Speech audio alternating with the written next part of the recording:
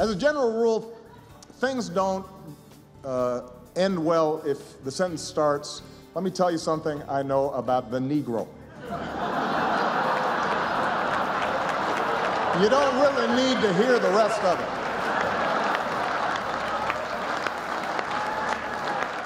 That was President Obama at last night's White House Correspondents' Dinner here in Washington. With me around the table on the wings, Ana Navarra and Donna Brazile, both CNN political commentators. In the middle, Gwen Ifill at PBS, also the author of The Breakthrough, Politics and Race in the Age of Obama.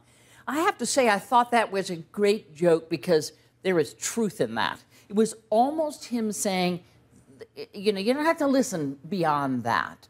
And so I think my question to you all today, because it's the first time we've all had to talk about this, is what was the point of this week and the NBA, and for that matter, the rancher in Nevada? Did it move us forward?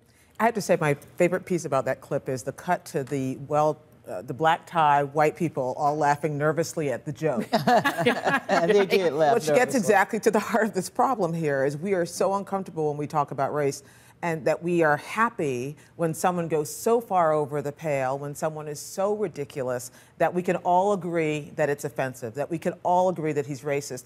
Otherwise, we don't use the word racist. We don't want to call anything that. We want to pretend that the black president means we are beyond racism. So it is interesting to me how worked up we get about Cliven Bundy, how worked up we get about Donald Sterling, for good reason, but how worked up we don't get about Donald Sterling's housing discrimination or Cliven Bundy squatting on federal lands. In fact, you made the point to me when we were talking about it that we don't punish actors, we punish the sayers. That's exactly. People who vocalize something. It seems to me that we do focus so much on the whole rather than the donut. But I think, look, I think the lesson of Clive Bundy, the lesson of Sterling is that racism still exists, but racism is not acceptable. And you can be a racist, but you better not let anybody know about it, because if they do, you're going to pay a price, and you should, because society is not going to look the other way, and we're not going to pretend that because you're rich, or because you're this, or because you're a political figure, it's not happening. There is a cost to racism, and it's something that needs to be weeded out. But, you know, to Gwen's point, there wasn't a cost to some of the things that this NBA owner did when it came to housing and trying to get minorities out of his housing complexes. There wasn't any of that. So it does seem to me that when someone says something so blatantly racist, it's like low-hanging fruit. We all go, oh, this is terrible. But when it comes to, how about the education gap? How about income disparity? How about, you know, any of these multitude of things that we could be talking about? Here we are having a conversation about race 60 years after the Brown versus Board of Education decision, 50 years after the landmark civil rights legislation, probably the most significant piece of legislation in the 20th century in terms of eradicating barriers. And still we have barriers, we have structural impediments that keep African Americans, Latinos, and other Americans from truly achieving the American dream. It's because we like to talk about the superficial, and we like to use the old language of the 19th century, and we're afraid to figure out in the 21st century how we end these so-called glaring problems in our society that requires policy decisions, and nobody wants to talk about policy. But it also requires, Donna, consistency. One of the things about this NBA LA Clipper thing that most bothered me, and I think has not gotten as much attention, is that he had been given an award by the LA branch of the NAACP and was about to receive another lifetime award. Correct. They had, what, you know, sold themselves for a few bits of silver. They were trying to, this guy knew he was going to do what, whitewash his record by giving donations. And the chair has stepped down, which is a good thing. The NAACP is in the business of promoting justice and equality for all people. They're not in the business of promoting bigotry.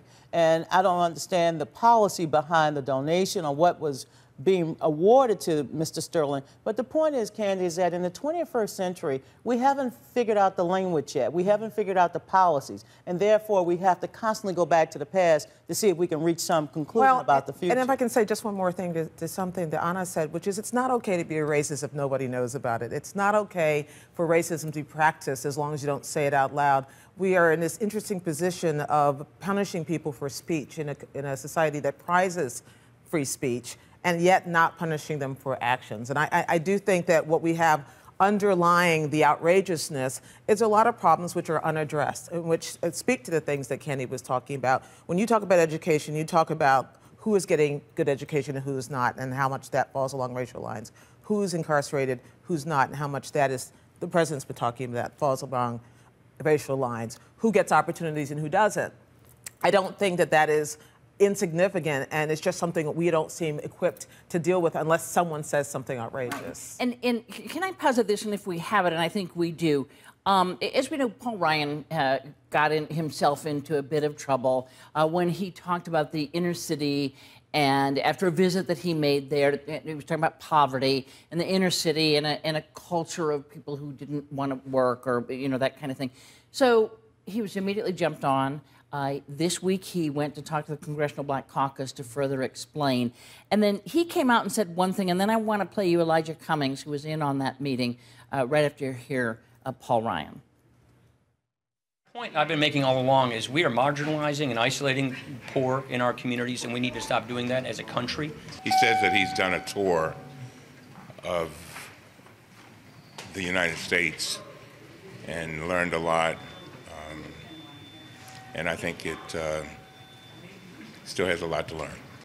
Politicians are almost the worst people to have this conversation. Right? Yes. Because in fact, what Paul Ryan was doing is what we say we want him to do, was get out of his bubble and see. Now, if you don't agree with him, basically, you don't agree with his budget, you think his budget's going to harm your constituency, like I'm sure Elijah Cummings believes, he's not going to accept that as an acceptable thing for Paul Ryan to do. So that's about politics. It's not about what he was attempting to do, which was broaden the conversation, the thing we say we want them to do. But I'm not comfortable, though, lumping Paul Ryan with this other conversation. Oh, I'm not trying to do that at all. Actually, my point here was, has it become kind of the third rail of culture? Because Paul Ryan now is like every word that comes out, there is the fear that you will say something that's going to be deeply offensive. And that's true. And but we need more Paul Ryans, if you ask me. I am very grateful and happy that Paul Ryan is going to some of the Latino centers, and he has been touring the country and learning more. Right. Because that's what we want out of our politicians for a long time. It was sort of my point. They live in their own little world in Wisconsin. Well, he's been out all over the United States in some of the poor communities. And yes, he was inarticulate, but Paul Ryan is one of the good guys, and he's trying to make positive change. I think that's sort of the point. I'll let you make that point when we come back. Okay.